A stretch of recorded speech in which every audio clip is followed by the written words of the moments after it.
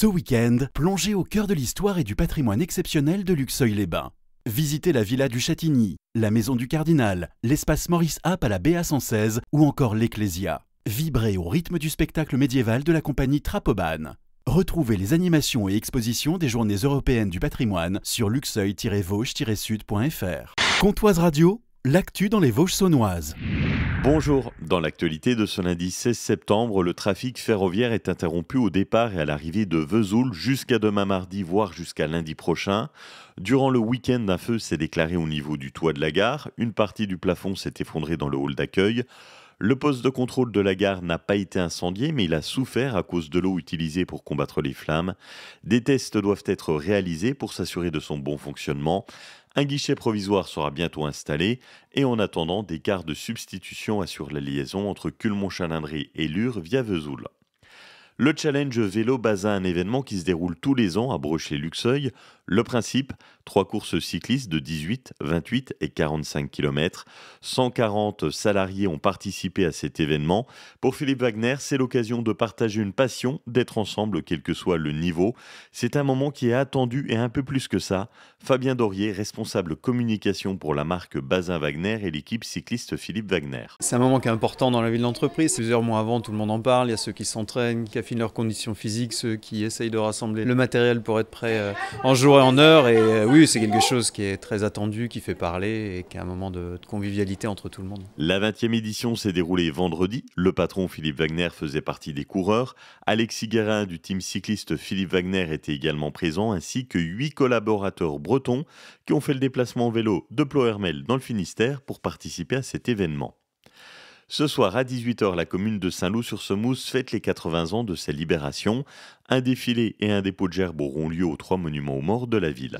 À partir du 7 octobre, l'agence France Travail de Lure organise une formation pour devenir assistant de dépendance. Cela inclut aussi le passage du permis voiture. La formation est rémunérée et financée par l'agence France Travail de Lure. Pour participer à la réunion d'information qui se déroule ce jeudi, vous prenez contact avec l'agence Luronne.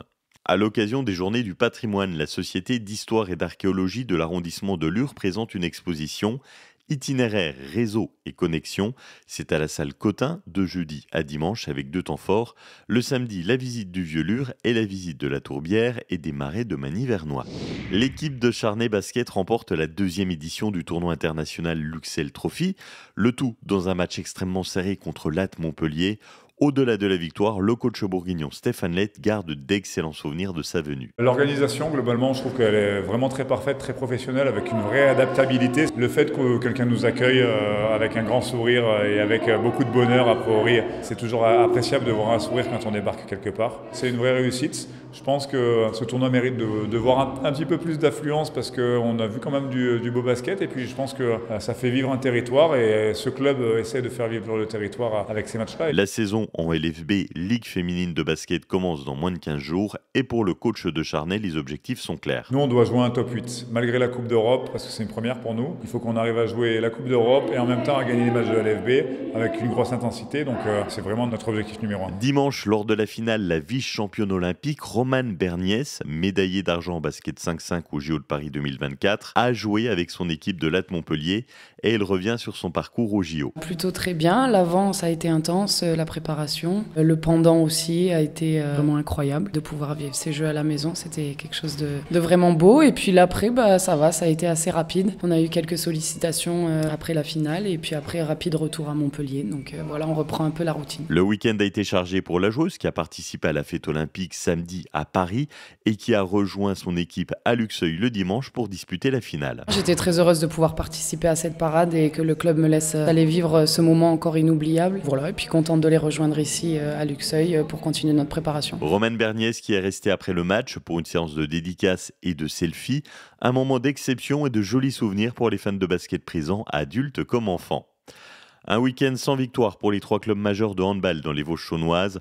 En National 2, à la maison, le HBC Lure s'incline d'un petit point, 28-29 contre Bourgoin-Jallieu.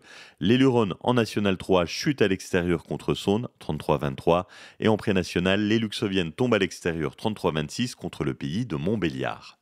Ce week-end, ce sont les Journées du patrimoine et des visites rares et d'exception vous attendent à Luxeuil-les-Bains.